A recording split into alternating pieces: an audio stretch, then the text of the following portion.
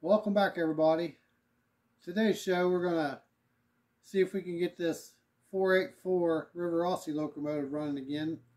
You may have seen this one out a few episodes back, where I got this at the Lakota West train show, and it's not running. So we're going to tear into it and see what we can figure out with it. Okay, here we go. Gonna dive right into this thing. Man, there's a bunch of wires in it. I got my scissors right here. I'm just going to disconnect the tender from the locomotive, just like that. Boom.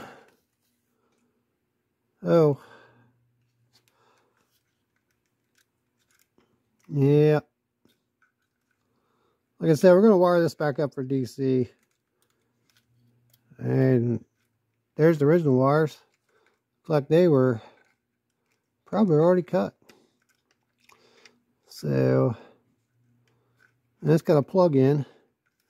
2 wires coming out of the back here. So we'll see what that is. Probably electrical pickup maybe. So we might reuse those. And get this thing apart.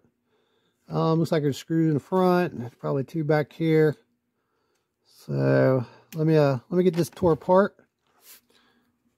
Okay, everybody, I got the shell off. That took a little bit to get the shell off. There's a screw there, and then a screw there, just like on all the other Rivarossis. Back by the cab, there's 2. Don't know how good you can see it, but there's one there, and then on the bottom side of these, I don't know what you want to call them, elephant ears, there's a screw there that connect it to the walkway. There's 2 screws on each side.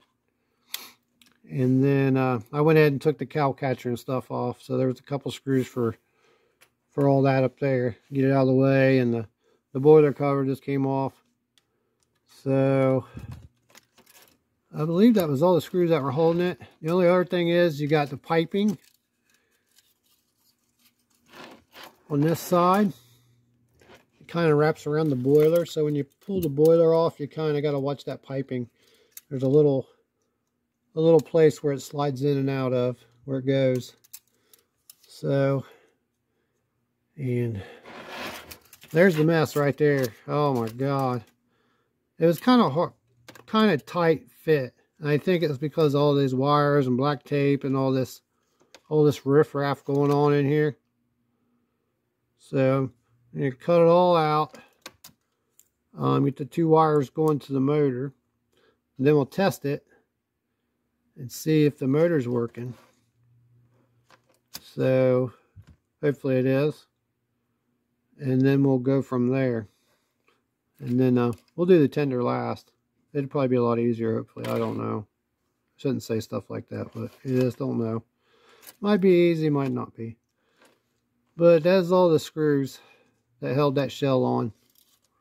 So just be careful. I had to kind of take a little flathead screwdriver and kind of pry off the front here, because all those wires, they were all just mangled in there. And then these piping, just got to be careful with the piping. You don't bend the crap out of it and everything. So let me go through this wiring here and see what this is all about. Probably just cut it out and rewire it. I got those wires out of there, and I removed the weight. On this locomotive, the weight is held in by a flathead screw there, and a Phillips head screw in there. But you have to remove this thing. It mounts right there where that screw goes in, right there. So you remove that to get to those 2, and then you got that one right there. It removes that. So you can see this has been all messed with. Wires added in halfway. I mean, it's just, everything's bare. Surprised it didn't short circuit out and burn this thing up or something. Probably not even any good anymore. So doesn't matter. I'm not going to use it anyway. So we'll set it over there. It'll go in the garbage can in a little while probably. So there's the light. The light fell off of it. Wasn't even really attached. And that was the wire that was running on the outside of the boiler that went back into the top there. Back into the top. That was for the headlight. I don't know. They must have forgot to wire the headlight in after they put it back together. So after looking at this, it says 2003 on the bottom. So that must have been when it was made. I know Hornby got bought or took over Rivarossi in 2004, I think. Which they're I think owned by Bachmann. Hornby is, maybe? I'm not sure. They have something to do with Bachmann. This looks more like a Bachmann locomotive than it does a real Rivarossi, if you ask me. The big cheesy front pilot wheels, that would be something I'd see on a Bachmann maybe. But that motor there, that looks like a Bachmann, or the same can motor I've seen in Bachmann, so I'm not sure. So, but it's a nice can motor. I do like those can motors. It's got a drive shaft in there instead of a, you know, plastic sleeve or something. And it's got a metal gearbox. So I might have to get into that and clean it out and put some fresh grease and oil and stuff in there. But this here is still pretty heavy, even without the weight. But I got the old wires out. And I got the 2 wires here that connect to the motor. So what I'm going to do is take it over here. I'm going to strip a little bit off the ends of these wires and hook it up, and we'll see if it runs. Let's see what it does. Doesn't really matter which wire goes where, I guess. And turn it on. Oh yeah, we got good power. So let's just do it like this. Oh yeah. Let's do reverse. Look at that, thing runs quiet. That's awesome. So we know what the problem was. The problem was all that DCC and all that wiring was a big mess in there.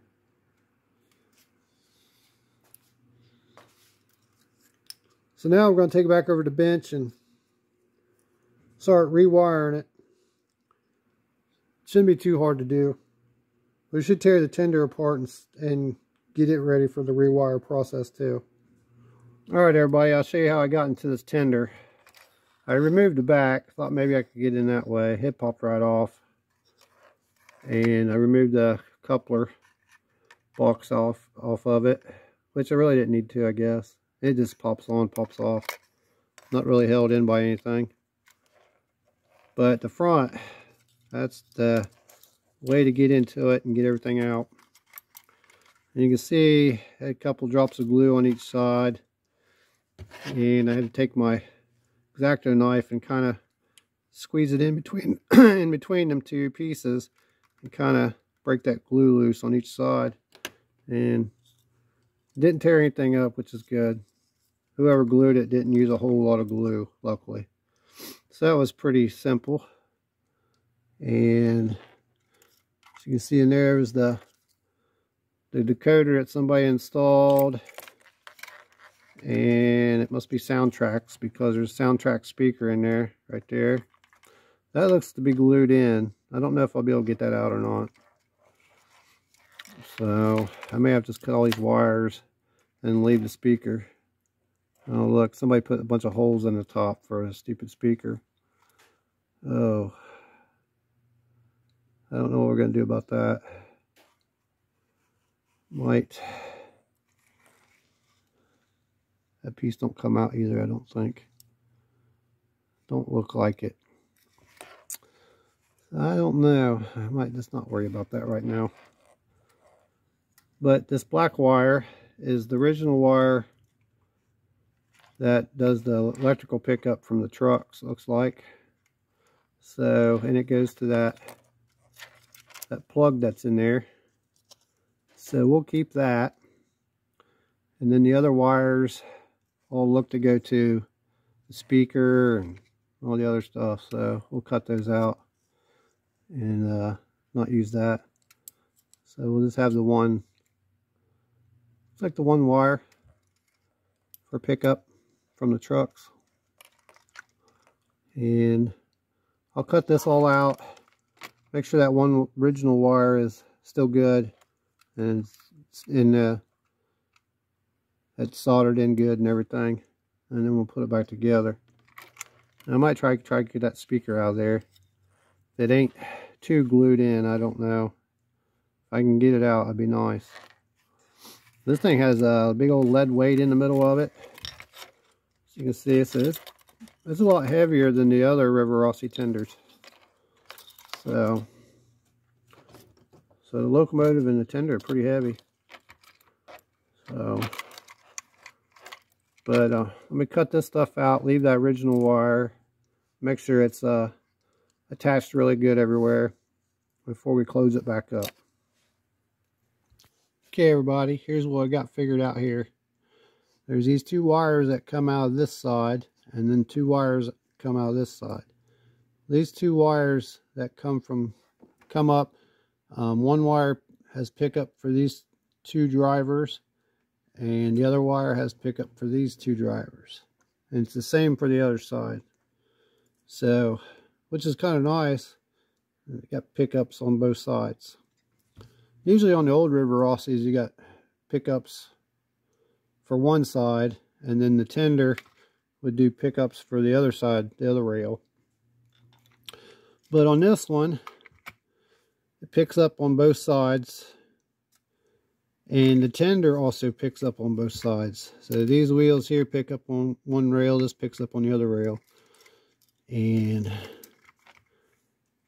they're wired into that plug. So you get the black wire that does the pickup for this side, and then the red wire does the pickup for this side.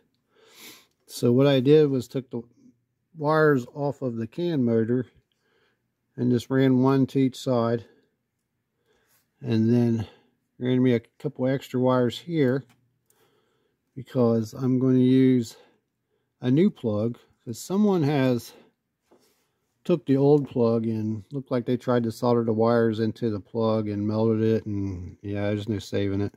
So I've got these little 2-wire plugs, and this one's going to go into the tender, and you just plug them together, that way you can take it apart. It's a little bit smaller than the original, so I'll probably take that one out, take the original one out, and just leave the hole and run this wire and I have it dangling out. That way I can connect them easier.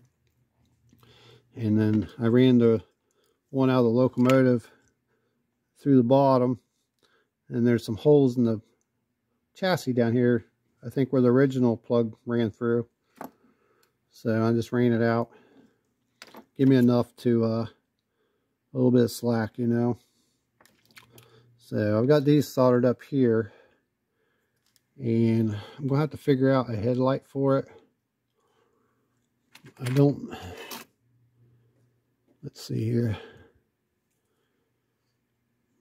Probably put an LED in there somewhere. I should have probably soldered it into these wires that I already soldered together, but I didn't. So, I might run them back onto these wires I already made, these leads, because I'm going to shorten these leads a little bit and then run them into that plug right there. And it's got a red and a black. So the red will be for this side, and I'll use the black for the opposite side. And then do that the same with the tender. That way it's color coded and makes it easier. And then probably just run some wires up to LED from where I connect to the red and black wires. I'll just run the long wires up, put an LED in here. Probably not a real bright one, just a regular LED. So, and then I think that's it. It's got a directional light in the back here of the tender, if we can see it very well. I'm probably not going to use it. I'm not going to hook it up. I mean, I could put LED on, I'm not messing with it. I'm just going to have one headlight because that's all we need really. So, pretty simple to work on once we got all that stuff pulled out. I got the speaker out. It just had a few drops of glue holding it. It was pretty easy to get out. So, yeah, a lot better than this big old mess for sure. So, let me get the wires soldered in, that plug put in a tender, and finish this wiring up, and then I'll run me an LED for the headlight, I think. Yeah, be a small one. And then show you an update. Okay, everybody, I got the locomotive all wired up, and all the wiring's finished on the locomotive, I believe. Got LED in it for headlight, and the shell fits really tight over top of this, so had to make sure everything was nice and neat. And back into, there's like a groove that runs on top of these for the wiring to fit down in, so I had to make sure it was down in there. Had to make these real short so there wasn't too much excess wire here so the shell would fit on. And then got my plug here all wired in, coming out the back there. So that's pretty simple. So this thing will run, it's got pickup on both sides, so it'll run without the tender. And like I said, the tender's got pickup on both sides too, so it's got good electrical pickup from the tender and the locomotive. So, and then I just put some masking tape over that just to hold it in place so I get the shell on. So, and I had to remove the one deflector shield, or elephant ear, or whatever you want to call it. So this piping here, I could get in there real easy when I get the shell on. And there's a little piece, like a little U shape, that holds that piping up against the shell. And then when I get that all done, I can put the ear back on. Got it right here. It just got some holes there. It just pops right in. So, and then shouldn't take much to put this back on. Put them pieces, put it on, put them pieces back on there, and then a couple screws. Like what? Just a few screws. So, and then we'll get started on rewiring the tender. Alright, everybody, I got the tender all wired up, I believe. Got the LED installed in there. The LED light should come on when the locomotive goes in reverse. So that should come on, and then when it goes forward, it should go off. And then I got my wires hooked up here. So I had to, where those little speaker holes were up on the top, somebody had drilled out.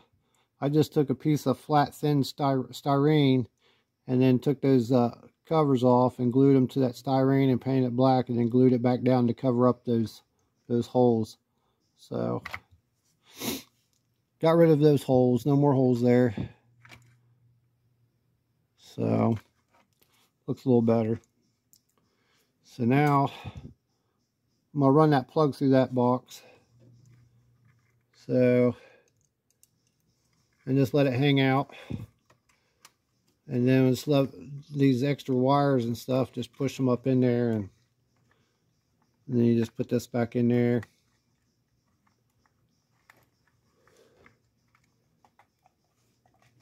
So, and I'll just put that back in there like that. And I probably ain't gonna glue it or nothing, just in case I have to get back in there. And then the rear,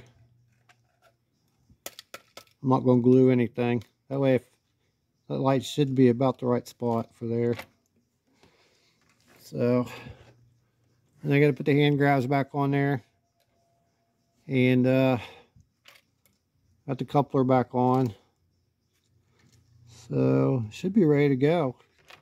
So the next thing I do is just put it on the track and see how it runs. Alright, everybody, I got it on the layout here. It's going to be running on the midsection, and it's got a few train cars behind it. So we're going to run some other trains along with it. Well, everybody, just watch the trains go around while I enjoy my ice cold Pepsi and homemade bacon sandwich.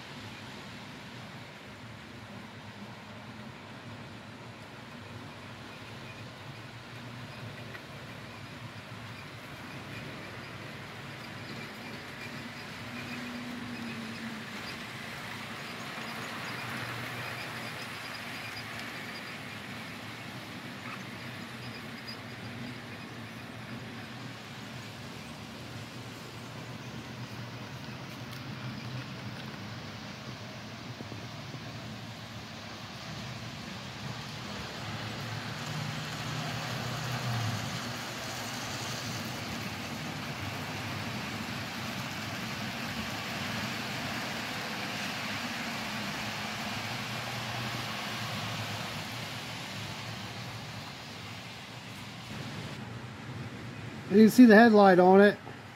It's not real bright. I think it needs adjusted inside there. I got it running slow. It runs real good slow.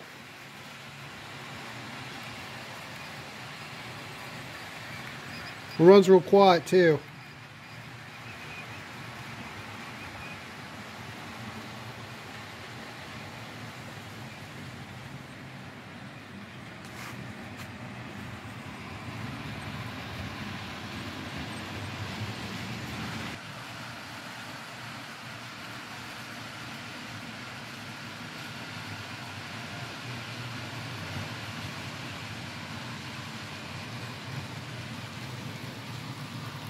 There it is, coming underneath the cooling tower.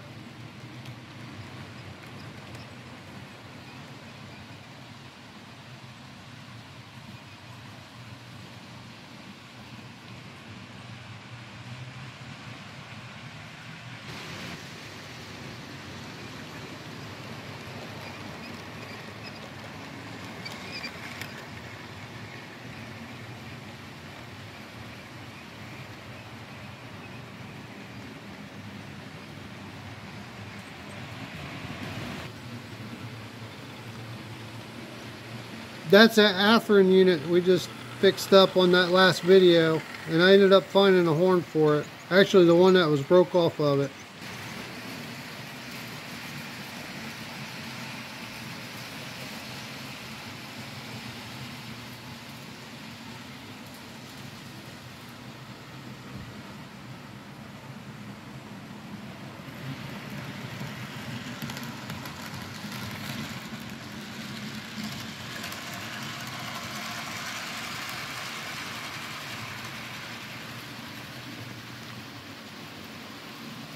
Got some other trains running today.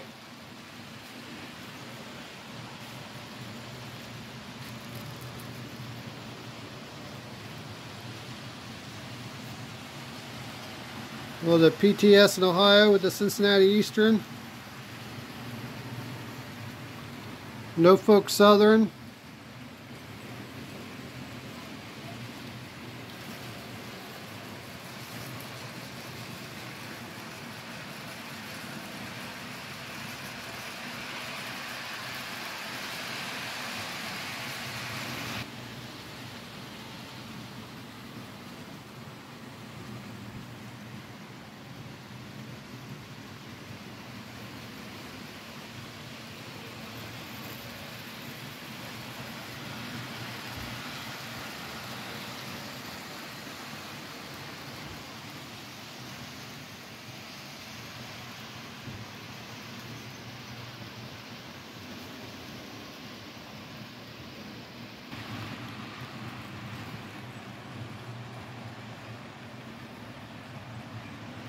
Oh look, there's a picture of me with Big Daddy Don Garlitz.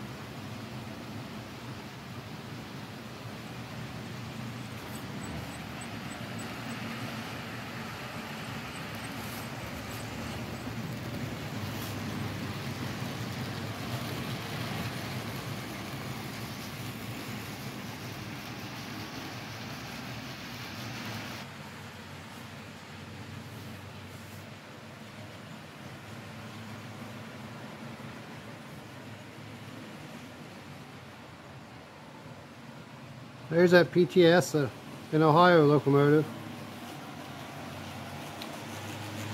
There comes the 484 around the backside,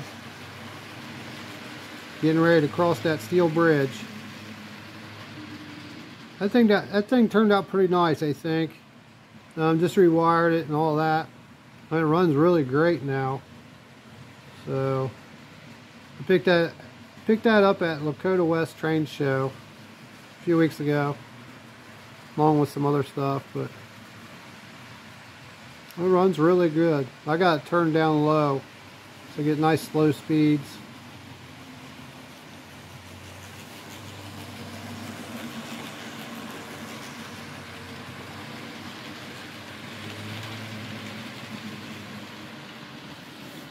Going under the Colin Tower.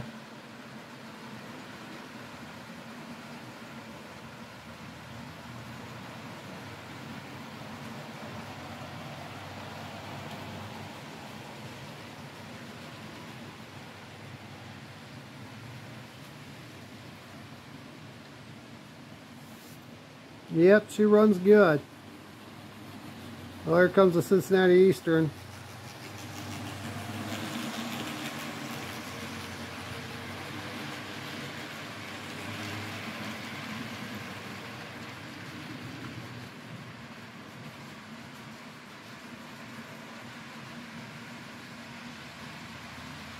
Well, I hope everybody enjoyed this video on the repair of this 484 Rivarossi Union Pacific locomotive.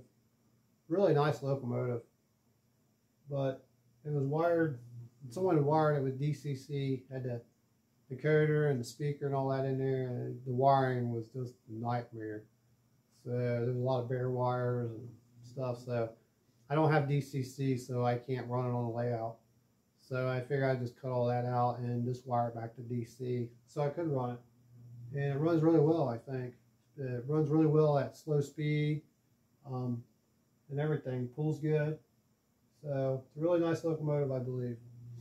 And I got the LEDs in it. The front one still needs some adjustment. It wasn't very bright. I think it needs adjusted around a little bit. Hopefully I can get that adjusted. There isn't much room in there for adjustment, so I'll have to wait and see. So, but it runs really well, I think.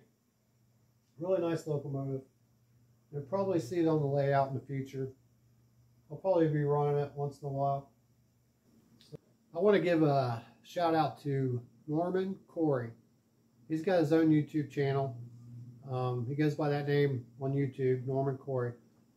Look it up and check out the stuff he's been building. He's been building his own locomotives. He built a 442 Hiawatha. Scratch built it with Rivarossi chassis parts and stuff. Turned out really awesome, I think. Also, he built a Pennsylvania T1, built a shell and a tender, and used Rivarossi chassis parts for it, and it looks really cool too. But now he's building a Pennsylvania S1, and he's got his chassis. He's built a chassis for it using Rivarossi parts, and he scratch built a shell, and I can't wait to see it when it's finished. It's going to be cool, I think. But it's really nice to see somebody else out there in the world that's scratch building their own locomotives. I think it's a dying art. A long time ago, that's what a lot of people did because you couldn't buy what you could today. You know, everything. You got these big fancy brass locomotives of about any locomotive you can think, and all these other companies making stuff. You know, so and that's how I got started in scratch building locomotives. Was couldn't afford those brass models and them big fancy trains, so I just built the ones I wanted, and that's how I got a lot of those. So, and for a fraction of the price too, you know. You just use a Rivarossi chassis, or like my Cincinnati's got a Manitoba chassis, and my S1 and my C1A, and they have Bowser T1 chassis, so I just use parts here and there and build my own trains. So, but he's been doing a really good job, and everybody should like and subscribe his channel and watch him build these locomotives as he goes, because they turned out pretty nice, I think. So, well, I hope everybody enjoyed this video, and please like and subscribe my channel. And thanks for watching.